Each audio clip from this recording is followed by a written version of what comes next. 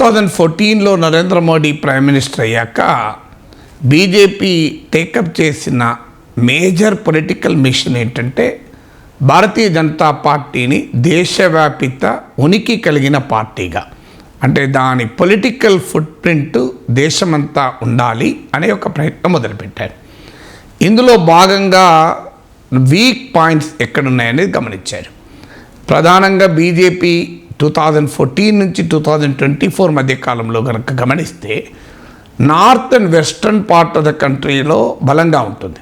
మీకు యూపీ కావచ్చు, అటు మధ్యప్రదేశ్, రాజస్థాన్, ఛత్తీస్గఢ్, గుజరాత్, మహారాష్ట్ర, ఈ పార్ట్ మొత్తం బలంగా ఉంటుంది. ఇక బీహార్లో కూడా అరౌండ్ 20% ఓటింగ్ ఉంటుంది. కానీ వీక్ ఎక్కడ అంటే eastern part and southern India. Eastern ఇండియాలో 2019 ఎలక్షన్స్ అప్పుడే మంచి విజయాలు సాధించారు. నార్త్ ఈస్టర్న్ డెమోక్రాటిక్ అలయన్స్ పేరిట అస్సాం నుంచి మొదలుకొని అనేక ఈశాన్య రాష్ట్రాల్లో వివిధ ప్రాంతీయ పార్టీలను కూడా కలుపుకొని నార్త్ ఈస్టర్న్లో కాంగ్రెస్ డామినేషన్ రిప్లేస్ చేసి బీజేపీ ఎమర్జ్ అయింది. తర్వాత బెంగాల్లో ప్రధానమైనటువంటి ప్రతిపక్షంగా ఎమర్జ్ అయింది. ఒరిస్సాలో బీజేపీ స్ట్రాంగ్ అయ్యి ఇప్పుడు బిజు జనతాదళ్ని కూడా ఎన్డీఏలో కలుపుకోవడం ద్వారా ఒరిస్సాను కూడా స్వీప్ చేసే స్థాయికి వచ్చేసింది. ఇక మిగిలింది ఏంటి అంటే సౌత్ ఇండియా. సౌత్ ఇండియాలో ప్రధానంగా భారతీయ జనతా పార్టీకి కర్ణాటక మినహా ఎక్కడ ప్రభావం లేదు. మొత్తం సౌత్లో ఒక 130 లోక్సభ సీట్స్ ఉంటే 2019 ఎలక్షన్లో బీజేపీకి వచ్చినాయి 29 మాత్రమే. అందులో కర్ణాటకలో 25 వచ్చాయి, తెలంగాణలో 4 వచ్చాయి. ఆంధ్రప్రదేశ్, తమిళనాడు, పుదుచ్చేరి, అలాగే కేరళ, ఇక్కడ బీజేపీకి పెద్ద ప్రజెన్స్ లేదు. సో అందువల్ల బీజేపీ ఇప్పుడు ఒక ప్రయత్నం ఏం చేస్తుంది అంటే ఈ సౌత్ ఇండియాలో కేంద్రీకరించి ఎదగాలి అనేటువంటి ఒక ప్రయత్నం మొదలుపెట్టింది. అయితే సౌత్ ఇండియాలో ఉన్న హిస్టరీ రీత్యా, డెమోగ్రఫీ రీత్యా బీజేపీ ఎక్స్పాన్షన్కు 3 రకాల అవరోధాలు ఉన్నాయి. ఒకటి ఆర్గనైజేషన్, అంటే నార్త్లో వెస్ట్లో ఉన్నట్లు భారతీయ జనతా పార్టీకి ఇక్కడ బలమైన సంఘటన లేదు. కర్ణాటక కొంత ఎక్సెప్షన్. ఇక రెండవది బీజేపీ హిందుత్వ ఐడియాలజికల్కు ఈ సౌదర్న్ పార్ట్ ఆఫ్ ద కంట్రీలో ట్రాక్షన్ లేదు. ఎందుకంటే ఇక్కడ చరిత్ర వేరు. ఇప్పుడు కేరళలో వామపక్ష ఉద్యమాల ప్రభావం ఉంది. శ్రీ నారాయణ గురువు లాంటి సంఘ సంస్కర్తల ప్రభావం ఉంది. అలాగే తమిళనాడులకు వచ్చే వరకు ద్రవిడియన్ మూమెంట్, పెరియార్, అన్నాదురై, వీరి రామస్వామి పెరియార్, వీరి ప్రభావము ఆ ద్రవిడియన్ మూమెంట్ యాంటీ హిందుత్వకు ఒక బలమైన ఐడియాలజికల్ ప్లాంక్. తెలంగాణలో కూడా కమ్యూనిస్ట్ ఉద్యమాలు, నక్సలైట్ ఉద్యమాలు, ఆ తర్వాత తెలంగాణ మూమెంటు, ఆంధ్రప్రదేశ్లో సంఘ సంస్కరణ ఉద్యమాలు, ఇవన్నీ కూడా భారతీయ జనతా పార్టీ మత ఎజెండాకు పనిచేయనటువంటి అంశాలు. అందువల్ల మీకు నార్త్లో ఏ సామాజిక సంస్కరణ ఉద్యమాలు బలంగా లేవు. నార్త్లో ఇలాంటి progressive movements, socio political movements తక్కువ. అందువల్ల అక్కడ నీకు చాలా సులభంగా బీజేపీ ఎక్స్పాండ్ అయింది. లిటరసీ రేట్ కూడా సౌత్లో ఎక్కువ, ఎకనామిక్ గ్రోత్ కూడా ఎక్కువ నార్త్తో పోలిస్తే. ఎందుకంటే బీజేపీ నాయకుడు రాజగోపాల్ ఓ రోజు ఓపెన్గా చెప్పాడు, కేరళలో మీరు ఎందుకు అధికారం పెరుగుతలేరు ఆశించిన స్థాయిలో అంటే అక్కడ మాకు లిటరసీ 100% ఉంది, అందుకే పెరగడం లేదు అన్నాడు.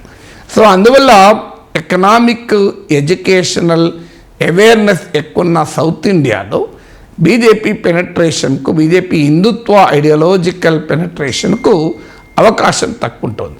ఈ 2 ఆర్గనైజేషనల్, ఐడియాలజికల్, దాంతోపాటు ఇక్కడ థర్డ్ ఫ్యాక్టర్ కూడా ఉంది. థర్డ్ ఫ్యాక్టర్ ఏంటంటే ఇక్కడ లింగ్విస్టిక్ నేషనలిజం అంటారు. భాషాపరమైనటువంటి అస్తిత్వము మతపరమైన అస్తిత్వం కన్నా బలమైంది. ఇప్పుడు మీరు ఆంధ్రప్రదేశ్లో కానీ, తమిళనాడులో కానీ, కేరళలో కానీ మతంతో కన్నా భాషతో ఐడెంటిఫై అవుతారు. మీకు ఆంధ్రలో హిందువా ముస్లిం అర్థం కాదు. సో అందువల్ల లింగ్విస్టిక్ ఐడెంటిటీ ఎక్కువ. ఈవెన్ భాషా ప్రయుక్త రాష్ట్రాల ఉద్యమానికి కూడా ఈ సౌత్ ఇండియన్ ప్రజలే నాయకత్వం వహించారు.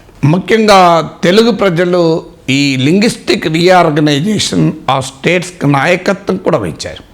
అందువల్ల ఈ లింగ్విస్టిక్ ఐడెంటిటీ, ఆ లాంగ్వేజ్ ఐడెంటిటీ కూడా బీజేపీ హిందీ ఆధిపత్యానికి ఒక ప్రతీకగా ఉన్న భారతీయ జనతా పార్టీకి ఈ సదరన్ పార్ట్ ఆఫ్ ద కంట్రీస్లో పెనిట్రేట్ కావడం కష్టం కంట్రీలో. ఎందుకంటే మన అందరికీ తెలుసు తమిళనాడు లాంటి రాష్ట్రాల్లో మీకు anti Hindi movement, BJP Hindi దేశమంతటా రుద్దాలి అనే విధానం కలిగి ఉన్న పార్టీ. అందువల్ల ఈ 3 రకాల ఫ్యాక్టర్స్ వల్ల భారతీయ జనతా పార్టీ సౌత్లో పెనిట్రేట్ కావడం లేదు. అందుకొరకు ఇది గమనించినటువంటి బీజేపీ దీనికి విరుగుడుగా హిందుత్వ ప్రభావము ఎంతో కొంత ఉండక తప్పదు, అయితే అది మాత్రమే సరిపోదు అనే అవగాహనకు బీజేపీ వచ్చింది. అందుకే కొత్తగా 2 రకాల పద్ధతులు అనుసరిస్తున్నారు. ఒక రకంగా 3 రకాల పద్ధతులు.